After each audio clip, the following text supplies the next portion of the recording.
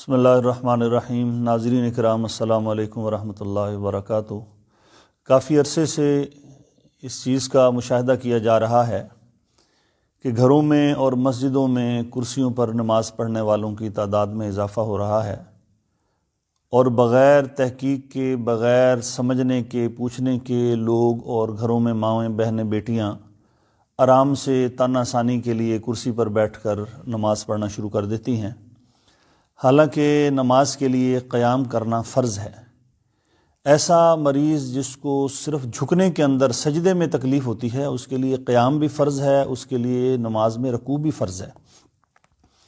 اور میں دیکھتا ہوں بازار میں مسجد ہے، لوگ آتے ہیں، موٹر سائیکل پہ آتے ہیں، اپنے شاپنگ کرتے ہیں، سامان اٹھاتے ہیں، لیکن مسجد میں آئیں گے، کرسی آرام سے لیں گے اور کرسی پر بیٹھ کر ہی وہ پوری نماز شروع کرتے ہیں۔ اس سے نماز نہیں ہوتی۔ تو میں آپ کو بتاؤں گا کہ ہماری نماز کے اندر وہ کون سی ایسی غلطیاں ہیں جو تقریباً 90% پوری دنیا میں ہم مسلمان کر رہے ہیں۔ دیکھیں کہ یہ کرسی ہے، ایسی کرسی نماز کے لیے ہونی چاہیے۔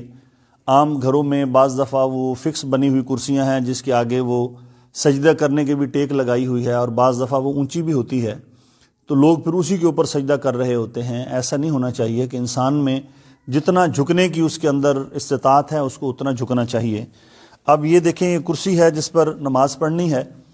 اب میں قیام کی مجھ میں طاقت ہے تو میں اپنی نماز جو ہے وہ قیام کی حالت میں شروع کروں گا، اور اسی طریقے سے پھر رکوع کرنے میں بھی مجھے آسانی ہے تو میں رکوع بھی نماز کے اندر ایسے ہی کروں گا۔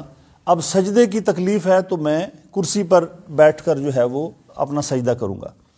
اور اس سجدے کے لیے آپ نے دیکھا ہوگا کہ لوگ جو کرسیوں پر نماز پڑھتے ہیں ان کے اندر جو بڑی غلطی یہ ہے کہ وہ نماز کرسی پر شروع کر کے رکوع کے اندر وہ اتنا جھکتے ہیں، اور پھر سجدے میں جانے کے لیے آپ نے دیکھا ہوگا 90% یا 95% لوگ ایسے سجدہ کرتے ہیں۔ یہ بالکل غلط بات ہے، پتہ نہیں کہاں سے لوگوں نے لے لی ہے۔ ایسے سجدہ نہیں کرنا۔ وہ میرے بزرگ اور مائیں بہنیں بیٹیاں جن کو رکوع اور سجود میں شرعاً واقعی اتنی تکلیف ہے کہ نہ وہ کھڑی ہو سکتی ہیں نہ وہ بیٹھ سکتی ہیں، ان کے لیے یہ ہے کہ جب وہ نماز پڑھ رہی ہیں یا وہ حضرات جو نماز پڑھ رہے ہیں رکوع میں وہ اتنا جھکیں گے، سمیع اللہ لمن حمیدہ کر کے۔ اب سجدے میں ہاتھ باہر نہیں نکالنے، بلکہ سجدے میں زیادہ جھکنا ہے، جتنا وہ آسانی کے ساتھ وہ جھک سکتے ہیں اس کے لیے جھکنا ہے۔ یہ طریقہ بالکل غلط ہے کہ جو لوگ رکوع میں تو اتنا جھکتے ہیں اور سجدے میں ہر کوئی اپنا ہاتھ باہر نکالتا ہے۔ یہ غلطی ذہن میں رکھیں کہ سجدے میں باہر ہاتھ نکالنا کوئی جائز نہیں ہے اور کوئی ضروری نہیں ہے، نہ یہ کوئی دین کا مسئلہ ہے۔ ہر کوئی زیادہ ہاتھ نکال رہا ہے، کوئی تھوڑا ہاتھ نکال رہا ہے۔ سجدے میں آپ کے ہاتھ ادھر ہونے چاہیے۔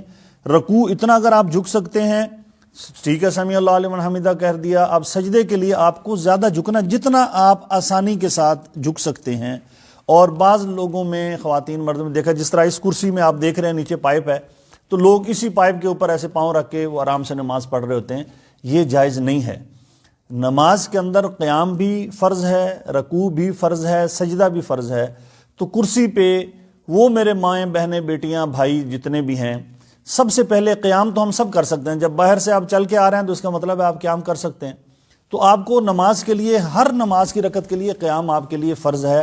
کوئی ایسا دوست جس کو جو زیادہ دیر کھڑا نہیں ہو سکتا وہ بے شک تھوڑی دیر بعد بیٹھ جائے، ورنہ ہم آسانی سے کھڑے ہو سکتے ہیں، رکوع بھی کر سکتے ہیں۔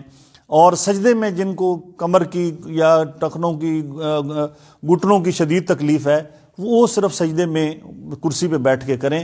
اور اس کو جو بھی میں نے طریقہ بتایا کہ ہاتھ باہر نہیں نکالنے بلکہ ہاتھ اپنی جگہ پر رکھنے ہیں، اس چیز کا آپ خیال کریں۔ اللہ تعالیٰ مجھے اور آپ کو سن سمجھ کر عمل کی توفیق عطا فرمائے۔ جزاک اللہ خیر۔ اور یہ گزارش ایک اور میں آپ سے کر لوں کہ اس ویڈیو کو آپ آگے شیئر کریں گے۔ یہ اس لیے بنا کے دے رہا ہوں کہ اس کے اندر گھر گھر کے اندر یہی غلطی ہے۔ اس کو ثواب کی نیت سے اس کو آپ نے شیئر کرنا تاکہ ہر گھر کے اندر جو مریض ہیں، جو نماز کرسی پہ پڑھتے ہیں، ان سے گزارش یہ ہے کہ وہ اپنی اس غلطی کو درست کر لیں۔ اور جہاں تک یہ پیغام جا سکتا ہے، کسی ایک کی بھی نماز درست ہوگی میری اور آپ کی نجات کا ذریعہ ہے۔ جزاکم اللہ خیر، وآخر دعوانا الحمد للہ رب العالمین۔